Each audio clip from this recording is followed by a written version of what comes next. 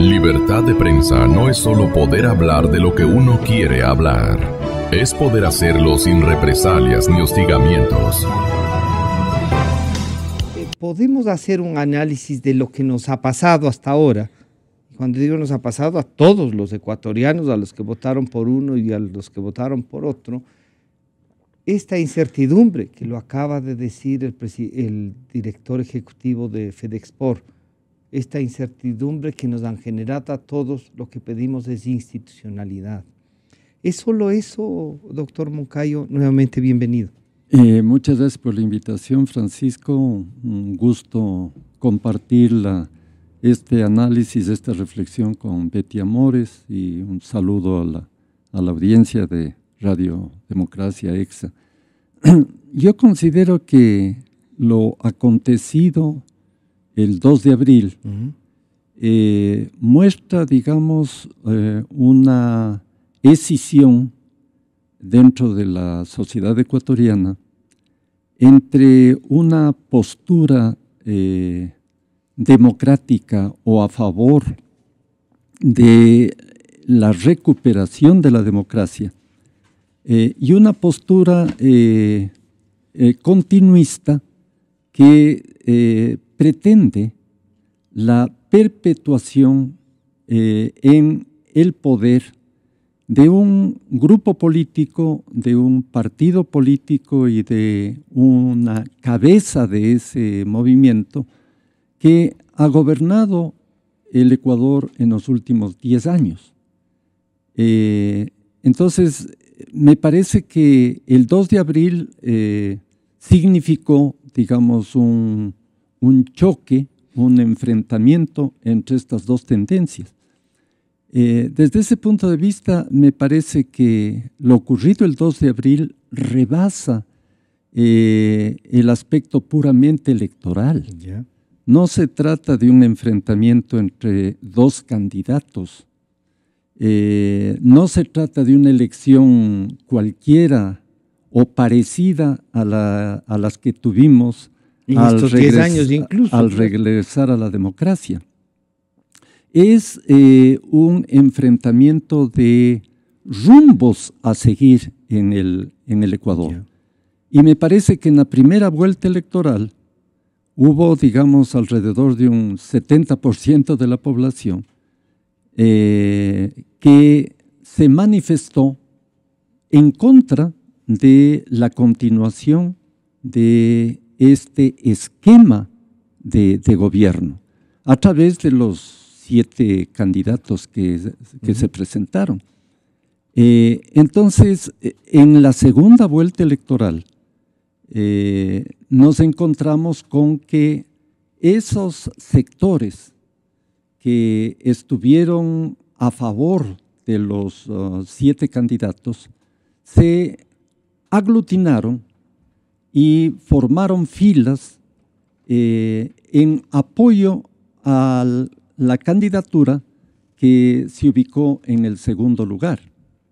Pero en la segunda vuelta electoral ya se pudo advertir que no se trataba de un evento puramente electoral, sino que el apoyo a Guillermo Lasso significaba básicamente un encuentro o reencuentro de una gama de fuerzas sociales y políticas encaminadas a lograr que la tesis de la democracia se imponga en las urnas. Es decir, o sea, iba más allá del propio Guillermo Lasso, iba a escoger un modelo de salida de esto. Ahora yo creo que Guillermo Lasso entendió muy bien la circunstancia y asumió un liderazgo, digamos así, muy firme, en torno a representar los intereses no solamente de Suma y Creo, o de Creo Suma, sino de representar los intereses de toda esta coalición de fuerzas sociales y políticas. De ahí que yo sí pienso que en algunos medios de comunicación, sobre todo impresos, se comete el error de, cuando se habla de las manifestaciones en las calles, se habla de los simpatizantes de Creo Suma. No se trata de eso, la cosa es mucho mayor. Más amplia, ¿no? Es decir, la presencia de los ciudadanos en las calles no es una presencia en favor de démosle el triunfo a Lazo, no se trata de eso, sino es una presencia firme en el sentido de exigir transparencia en la forma como se condujo el proceso electoral, tomando en cuenta lo que está en juego en el momento actual. Doctor Amores, esto es lo que está en juego entonces, pero para defenderlo, claro, se necesita, decían, y se le ha escuchado al presidente de la República, al presidente del Consejo Nacional Electoral, que ha dicho también lo que dice el presidente. A ver, aquí vamos a aplicar la ley y vamos a contar, que se cuenten todos los votos. Pero claro, a renglón seguido dice, ¿y dónde están las impugnaciones de las juntas provinciales? ¿Y dónde está esto? ¿Y dónde? Para cumplir algo que dicen que hay que hacerlo, tiene una lista, jurídicamente hablando, para que no tengan, digamos, ningún resquicio de duda de que esto es jurídico. ¿Cuál debe ser el planteamiento? Bienvenida, buenos días. Buenos días.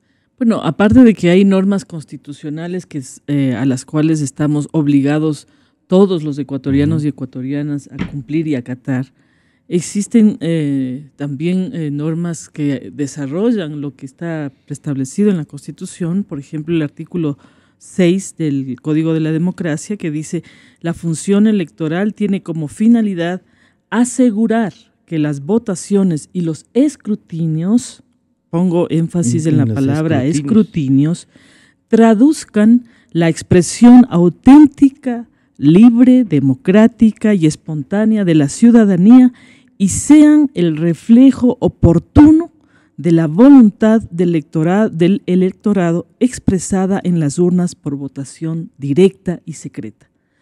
Este que es la razón de ser del Consejo Nacional Electoral debe ser el principio que sustente, digamos, las decisiones que el Consejo Nacional Electoral y la institucionalidad deben acatar. Pero ya entrando en materia, el artículo 134 del mismo Código de la Democracia dice que el escrutinio provincial comenzará por el examen de las actas extendidas por las juntas intermedias, que ya no existen, o las juntas receptoras del voto, según el caso. Y aquí me quiero detener.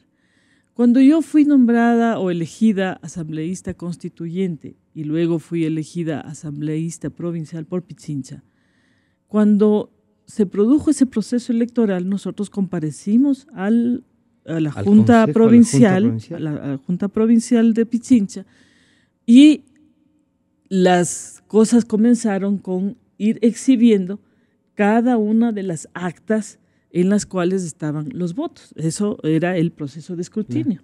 Incluso el Código de la Democracia, dice que tiene que el sistema encerarse, es decir, pasar a partir del punto cero, ¿no es cierto? Y a partir de ese punto cero exhibir, digamos, el acta 001, y esa acta 01 tiene que ser vista públicamente, claro, ¿no es cierto? Porque es una audiencia pública. ¿Cierto? Y entonces allí es cuando los sujetos políticos, los actores políticos pueden decir, a ver, el acta número 25.000, ¿no es cierto?, de la mesa tal, de la parroquia, etcétera, etcétera, no coincide con el acta que yo tengo. Claro. Es una cosa tan simple como que debe haber una coincidencia entre el acta que está escaneada con el acta que tiene cada uno de los sujetos políticos, ¿verdad? Y si es que hubiera alguna duda, el Consejo Nacional Electoral tiene que exhibir el acta en la que se sustenta lo que está escaneado. Claro. Pero ¿qué es lo que pasó en el proceso? Y queridos ecuatorianos y ecuatorianas, ¿por qué es que es nulo todo el proceso? Usted sostiene que esto sería nulo. Esto es nulo, ¿por qué razón? Porque no exhibieron las actas, o sea, no cumplieron lo que dice la primera línea del 134, el escrutinio provincial comenzará por el examen de las actas extendidas. De hecho, en materia de derecho público, solo se puede decir, solo se puede hacer aquello que está explícitamente permitido en la ley. No se podía hacer un procedimiento, por más que quieran hacerse los deficientes, diciendo, no, ya está ahí escaneado y entonces vaya y chequee. No. Eso no es lo que debía hacerse. En esto tenían que garantizar la absoluta transparencia y eso es revisar acta por acta y que coincida entre el acta que tiene el sujeto político, como le llaman en el Código de la Democracia, y el acta que está escaneada. ¿No es cierto? Tiene que haber una coincidencia. Entonces, claro, a posteriori, los señores que están haciendo la investigación se dan cuenta, por ejemplo, que no hay la coincidencia entre el cuerpo físico del acta que ellos tienen con lo que está escaneado. Y dice incluso que las firmas no coinciden. Las firmas no coinciden y en algunos casos el acta no está, no existe. Entonces, por ejemplo, en esos casos, que son casos gravísimos, porque ahí se rompe un poco lo que han sido las tendencias, ¿no es cierto?, supuestamente de una diferencia pequeña en cuanto a la opción. Uno a otro. Uno a otro. Pero hay un porcentaje muy importante de actas que no está constatada el cuerpo físico del acta que deberá exhibir la Junta Provincial que generó ese resultado, pero que en el escaneado está diciendo que de 300 votos, 280 tiene el señor Moreno, el licenciado Moreno, y 20 votos tiene el señor Lazo. Entonces eso tienen que mostrar físicamente dónde está esa acta. Y para dejar que no haya ninguna duda, hay que abrir esa urna y contar los votos materialmente para saber que coincidan con las actas. O sea, es tan simple. Yo creo que ahí el sistema está diseñado de modo que no haya posibilidades de duda. Pero eso es lo que no quieren hacer. Como mensaje, doctor Moncayo, tomando en cuenta esto que nos acaba de decir la doctora Mores, pero también tomando en cuenta esta que parece ser una voluntad de lucha, ¿no?, de una buena parte de los ecuatorianos. Sí, a mí me parece que ante esta polarización que se ha presentado, se puede advertir que el gobierno saliente del economista Rafael Correa renunció a la posibilidad de lograr un acuerdo nacional y social para salir de esta crisis en el momento en que se producen los allanamientos, en el momento en que se produce todas estas…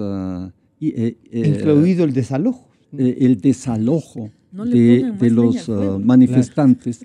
Es una demostración de su fracaso, porque ellos apostaban a que el otro sector obrara como, al parecer, el abogado Jaime Nebot pensaba que debía obrarse. Por eso él hablaba de perder con dignidad. No sé si se pueda perder con dignidad la democracia, ¿no? Porque no se trataba de un problema electoral, no se trata del problema de Guillermo Lazo.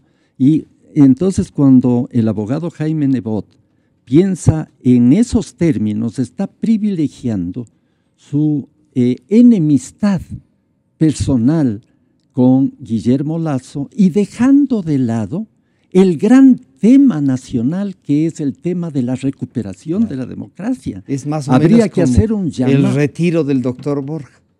Habría que hacerle un llamado al abogado Nebot para que reflexione sobre su comprometimiento con una tesis que en definitiva le hace el juego al gobierno y al licenciado Moreno.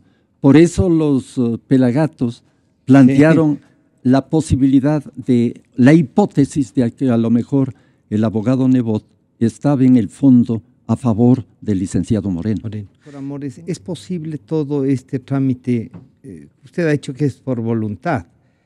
¿Tendrá alguien la voluntad o tendrán la regalada gana como antes?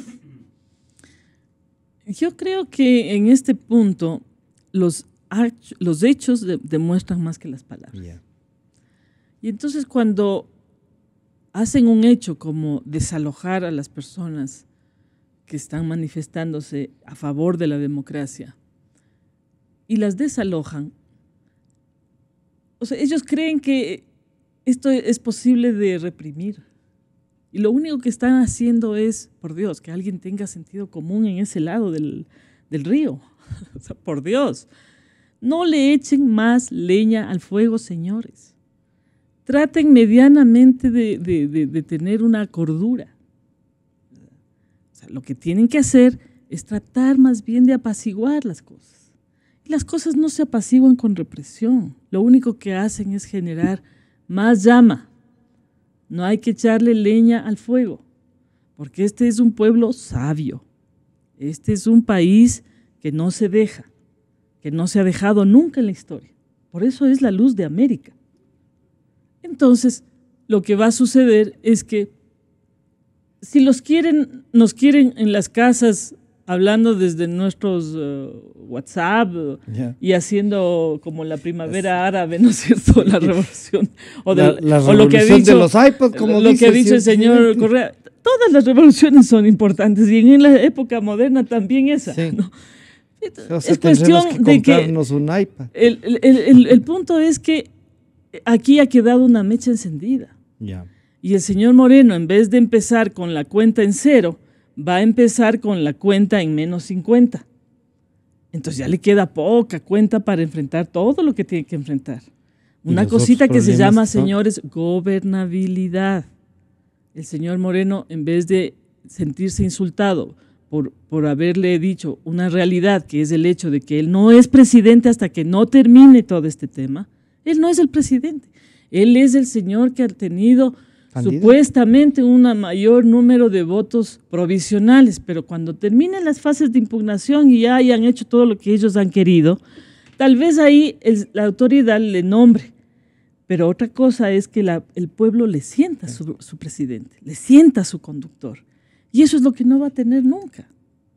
A menos que transparenten el asunto y se haga una nulidad desde la fase de escrutinios y se haga un nuevo escrutinio, además con nuevas autoridades, porque las que ya estuvieron ya cometieron el error.